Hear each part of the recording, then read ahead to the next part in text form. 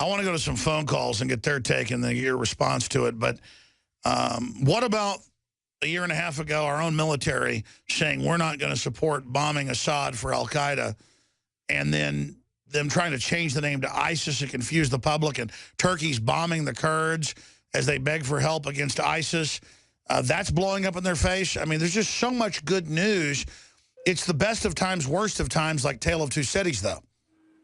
It is, and the military is still conflicted. I mean, the U.S. government is afraid of its veterans because the veterans have paid the supreme sacrifice.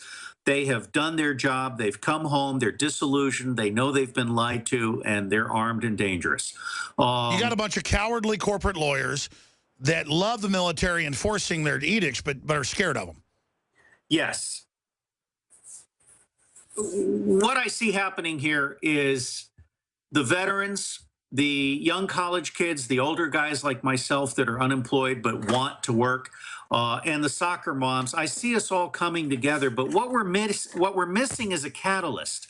Ebola is an excellent precipitant for the public coming together, but we're still missing some kind of catalyst that actually brings us together in a manner much more effective than Occupy with its waggling fingers. And that's something like a woman torturing herself in front of the White House and the Capitol. Alex, I expected you to set that up after I mentioned it the first time. We haven't found the volunteer yet, and we better watch it. Somebody does it, they'll blame it on us. We hope that doesn't happen. I mean, is there something other than that that's a precipitant that isn't so horrid? Or the Tree of Liberty's got to be watered?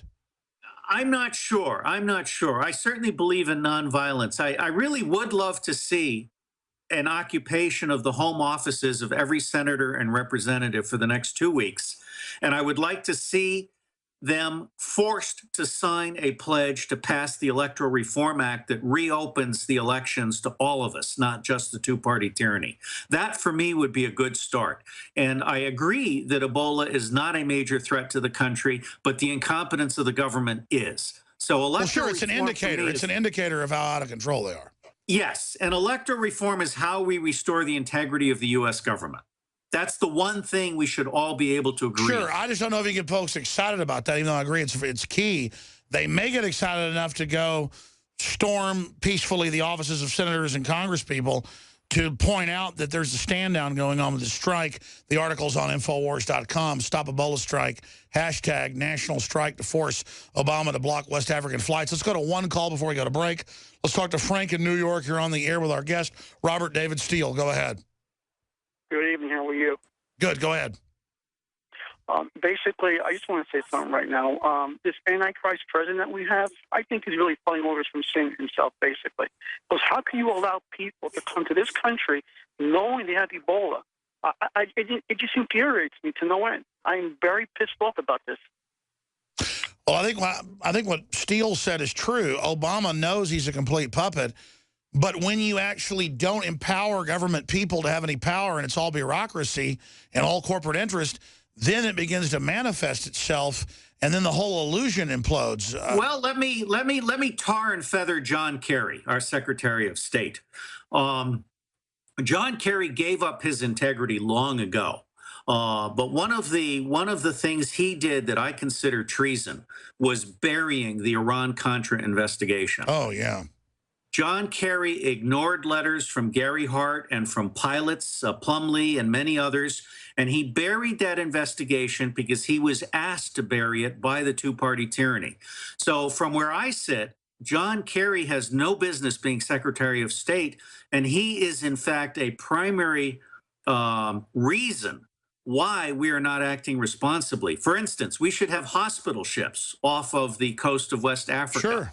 We should have the 30-minute test mandated for anyone coming through Europe from West Africa before they get on a plane. Just like Homeland Security can check everybody that gets on a plane before the plane takes off, there's no reason why we can't do that. Well, exactly. Grabbing my testicles is pointless. Checking me for Ebola if I'm coming from an Ebola country is totally reasonable. No one would complain about that.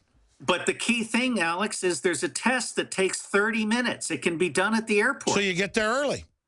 It's a test that exists that the U.S. government is not requiring. There you go. We're going to go to a break and come back and go to some final calls. Michael and Daryl and Gabe and Pam and others. Again, you've got two websites, and they're both very interesting. Tell us the difference between the two different sites. Well, the bigbatusa.org is from my very short presidential campaign, and it's where all the ideas are that I hope someone like Jim Webb will actually pay attention. Anyone who does not look at a coalition government, electoral reform, and so forth is not going to get elected president. I'll tell you about the other one next time. Going back to Robert David Steele here today, taking some calls. Let's talk to Michelle, who wants to comment on hospitals she says are volunteering to take Ebola patients. I've seen that in the news as well. Go ahead. Hi, Alex. Yeah, we have some hospitals here. Columbia, Charleston, and Greenville.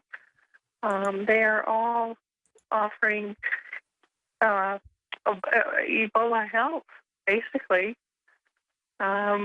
They don't have the negative pressure rooms that are required. So I don't know.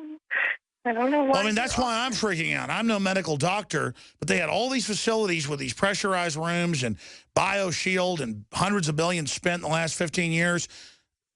Mr. Steele, that's my big issue. It's not just incompetence at some level. Why would they send Ebola patients? Why do they have people loading the Ebola patient nurse last week on a plane not wearing hazmat suits? What's going on? Why was she on a commercial plane to begin with? Why wasn't she on a special flight? It really is quite astonishing. I think the public has a right to be very, very angry. CDC and NIH are not telling the truth, in part because they don't actually know what the truth is. Just like the president's so-called czar that's not a health professional.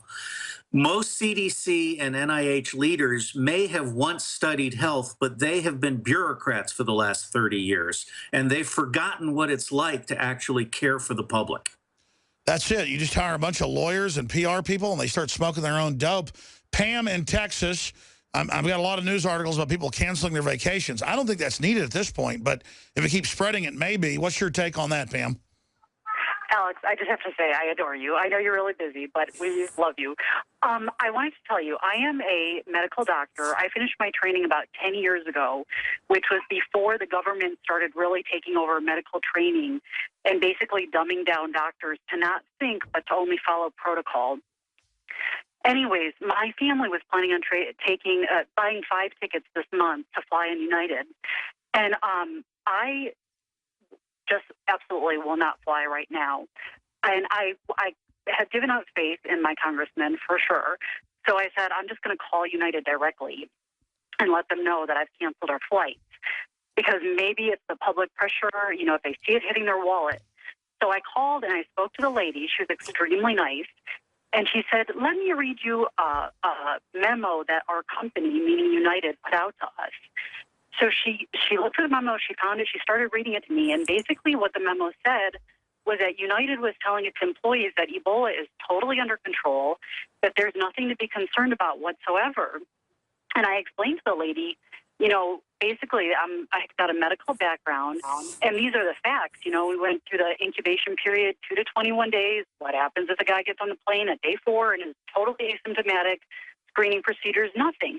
And the lady was obviously very concerned, but I thought it was just horrific that she's reading me this thing that United gave them that said that there's no risk. And Oh, yeah, they've got their propaganda together. And there wouldn't be a risk if they did the screening and paid attention, but because they believe their BS is God and is reality, that's why there's the danger. Amazing points. Pam, you ought to write an article about that. We publish it, as a medical doctor giving their view on the PR. Thank you, Pam. Mr. Steele, what's your take on what she just said? Well, I'm reminded of how everybody was lied to by George Bush after 9/11 when he told everyone to go back into New York City and there was... The dust is good for you. Yeah, exactly. And breathing asbestos is wonderful. The fact is the U.S. government has gotten away with telling lies for centuries, but more so than ever in the last 50 years. And it's time for the public to start demanding the truth on every point. I agree with you. I mean, look, in third world countries, if an agency head screws up, they get fired or arrested. and so they don't want to screw up. Here, it's like you screw up, you get increased funding. Well, that's going to cause more screw-ups. I really agree with your previous caller. The time has come for the public to start putting economic pressure on everybody.